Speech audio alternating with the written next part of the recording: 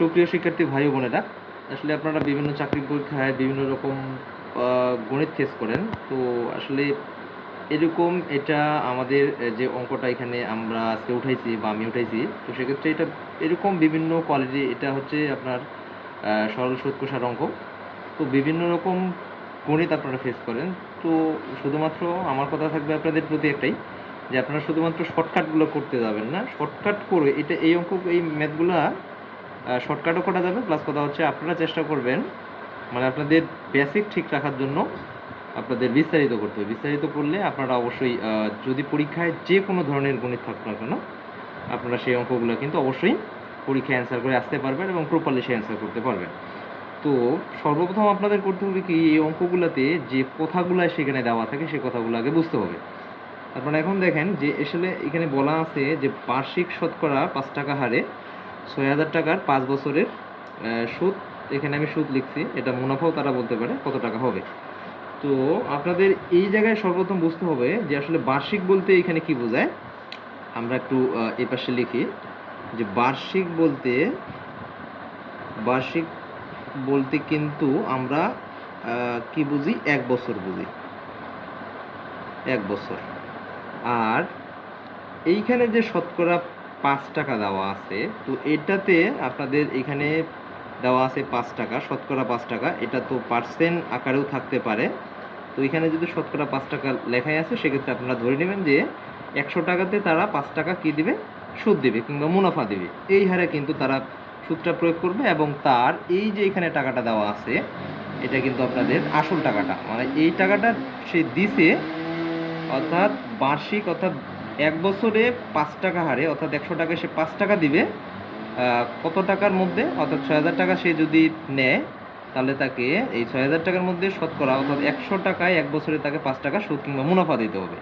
এই হারে 5 বছরের সুদ কিংবা মুনাফা বের করতে হবে। যদি সর্বপ্রথম আমরা যদি অঙ্কটাকে বিস্তারিত করি, তার মানে আপনাদের কি করতে হবে, এইখান থেকে শুরু করতে হবে। অর্থাৎ আমরা কি লিখব, এখন আমরা অঙ্কটা বিস্তারিত করব। তো বিস্তারিত করতে গেলে আপনাকে অবশ্যই এইখান থেকে শুরু করতে হবে। 100 টাকার এখানে যেহেতু দেওয়া আছে শতকরা, শতকরা মানে আমরা কি জানি, 100 জানি। তাহলে 100 টাকার এই যে আপনার তার বাম পাশে যে কথাটা লেখা থাকে, সেই কথাটার দিকে ফোকাস করতে হবে আপনাকে।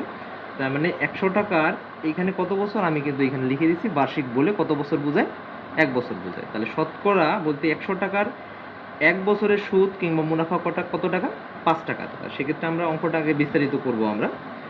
তো আমরা লিখি অঙ্কটাকে যে 100 টাকার, 100 বলতে এই যে শতকরা যে কথাটা আছে সেই কথাটার উপর ডিপেন্ড করে, যেহেতু আমরা শতকরা বলতে কত বুঝি, 100 বুঝি। তাহলে 100 টাকার ওই যে বার্ষিক যে কথাটা ছিল, বার্ষিক মানে 1 বছর, 100 টাকার 1 বছরের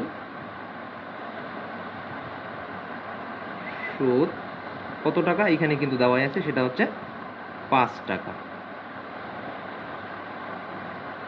আচ্ছা, অতএব আমরা কিন্তু অবশ্যই সেটাতে 100 টাকার যদি 1 বছরে সুদ 5 টাকা দেয়, আমরা অবশ্যই 1 টাকার আগে বের করব 1 টাকার। তাহলে 1 বছরের সুদ কত টাকা হবে, এখন আপনারা অবশ্যই খেয়াল করবেন যে 100 টাকার 1 বছরের সুদ যদি 5 টাকা হয়, তাহলে 1 টাকার 1 বছরের সুদ তো অবশ্যই কম হবে, কারণ আমি টাকার পরিমাণটা আমি দিছি 100 টাকা, সেই জায়গায় 100 টাকার 1 বছরের সুদ যদি 5 টাকা হতে পারে, তাহলে 1 টাকা তো 1 বছরের সুদ তো অবশ্যই 5 টাকা হবে না। যদি অবশ্যই কম হচ্ছে, তাহলে কম হলে আমাকে অবশ্যই কী করতে হবে, ভাগ করতে হবে। তো এইখানে একটা আপনারা কাজ করতে পারেন, যেহেতু এখানে আমার বছরটা একই, অর্থাৎ এখানেও 100 টাকার 1 বছরের সুদ, এখানেও 1 টাকার 1 বছরের সুদ, সেক্ষেত্রে আমরা এই যে যদি মিলে যায়, বছর মিলে যায়, সেক্ষেত্রে আমরা কিন্তু এখানে এই যে একটা অপশন ছাড়াই আমরা এখানে নাও দিতে পারি। তো সেক্ষেত্রে আমার যেহেতু এইখানে 100 টাকার 1 বছরের সুদ 5 টাকা, আর 1 টাকার 1 বছরের সুদ যেহেতু আমরা বুঝতে পারছি যে কম হবে, কম হলে আমরা অবশ্যই কী করবো, ভাগ করে দেবো। তো অর্থাৎ 5 ভাগ কত, 100। এবার আপনাদের বলা আছে যে 6,000 টাকা যদি কোনো ব্যক্তিকে দেওয়া হয়, তাহলে 6,000 টাকার 5 বছরের সুদ কত টাকা হবে। তাহলে আমরা এবার বের করব যে 6,000 টাকার, আপনারা হিসাব করলে, যদি আপনারা হিসাব করেন যে 6,000 টাকার 1 বছরের সুদ, সেক্ষেত্রে আপনারা বের করতে পারেন, অথবা ডিরেক্টলি যদি আপনারা বের করেন যে 6,000 টাকার 1 বছরের 5 বছরের সুদ কত টাকা হবে, সেক্ষেত্রে আপনারা ডিরেক্টলি এটা করতে পারেন। তাহলে 6,000 টাকার 5 বছরের সুদ অবশ্যই আমার কী হবে, এখানে কিন্তু অবশ্যই বেশি হবে, তাহলে কারণ আমার এখানে টাকার পরিমাণটাও বেশি, প্লাস কথা হচ্ছে এখানে যে বছরটা, যে সময়টাও কিন্তু বেশি হলে আমরা গুণ করব। তো এখন গুণ অবশ্যই কিন্তু আমাকে অবশ্যই যে উপরের যে অংশটা আছে, উপরের যে টাকাটা আছে সেই টাকাটার সাথে গুণ দিতে হবে। তার মানে 5 গুণ এখানে 6000 ইন্টু এখানে কত 5 বছর, আর নিচে কত 100। তাহলে আমি এই 2 শূন্য 2 শূন্য কাটা দিলাম। এখন আমার এটাকে যদি আমরা গুণ করি, 5 গুণ এখানে কত থাকে 60 গুণ 5, তার মানে এখানে 5 6 30, 300 ইন্টু আবার এখানে 5, তার মানে এখানে কত টাকা 1500 টাকা। অর্থাৎ তাহলে আমার এখানে আমি এখানে টাকাটা ডট দিই নেই, আমি এখানে ডট দিলাম এটা। এখন এটা কিন্তু তাহলে কত হচ্ছে যে 6000 টাকা 5 বছরের সুদ আপনার কত হচ্ছে যে 1500 টাকা।